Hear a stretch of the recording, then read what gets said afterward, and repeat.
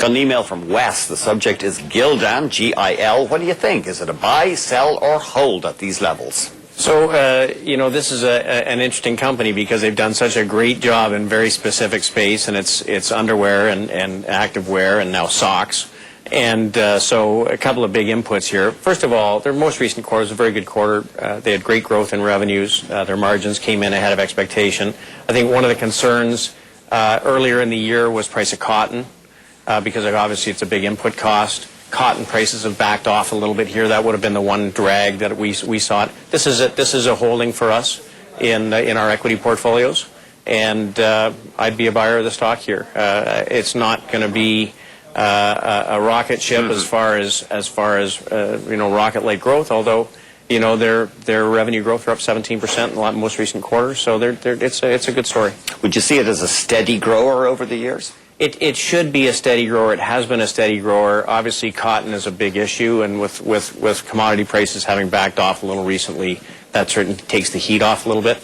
A lot of the consumer-oriented companies, have been talking about margin pressures, and so clearly this helps take the pressure off the margin side.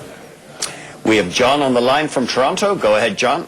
Yes, I noticed that Baytex Energy's had quite a run over the last little while, and I'd like your opinion on it. Thank you. Thanks. Sure.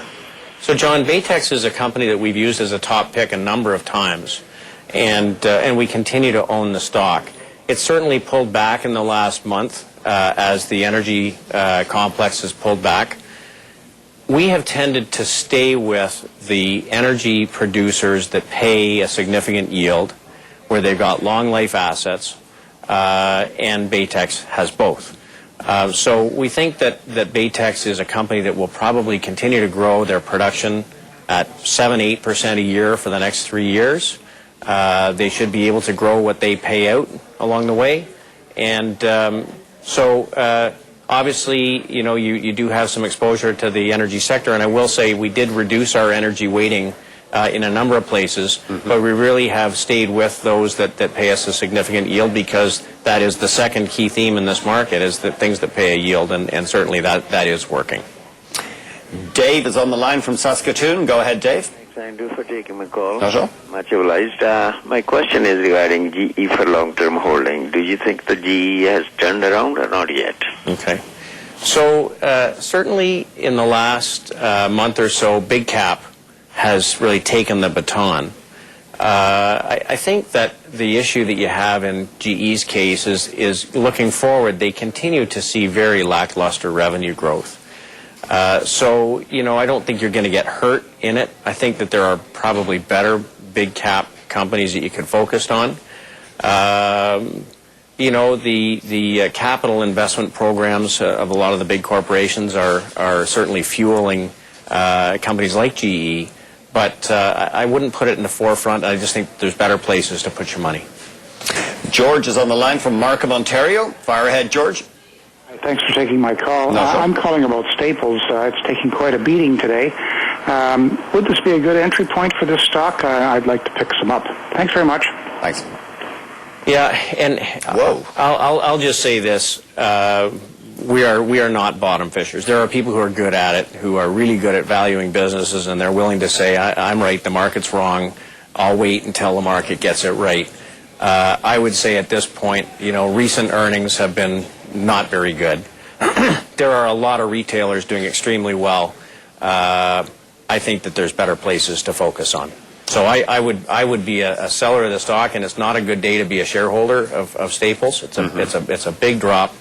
But it's been telegraphed in the market for some time. The stock's underperformed the retail space for a long time, and wholesale office supplies have been a tough space to be in. Yeah, they're even before today, the stock was down 14% this year, and they're cutting their forecast this year. Leading up to today, 82% of all the companies trading on the NASDAQ were trading with better relative strength than Staples. So it was pretty clear that there have been concerns going around for a while. We have Marvin on the line from Edmonton. Go ahead, Marvin. Thanks for taking my call. I'm asking about silver wheat, and I was just wondering what Dave thought about the drop it has taken here with the silver price. Would he be a buyer here? Sure. So Marvin, I was standing here a moment ago listening to the conversation about silver wheaten, and in disclosure, Rick Stutchbury was a former business partner of mine along the way, so I've got a lot of respect for him. He's a great guy when it comes to precious metals. In our case, we come at it first top down to say, do we like the sector? And we do have a very low exposure to precious metals right now, for a bunch of different reasons. That being said, if they're going to find some support, it should be in and around these levels. Silver wheaten's trading basically sitting on top of its 200-day moving average. I agree with the base case that this is a way to have exposure to silver without the concerns around rising production costs, which I think have been a concern for most of the producers, both on the gold and the silver side. It's been a business model that's worked over time. I'm not ready to say it's time to step in and buy precious metals yet. There are people braver than I am that are doing that right now.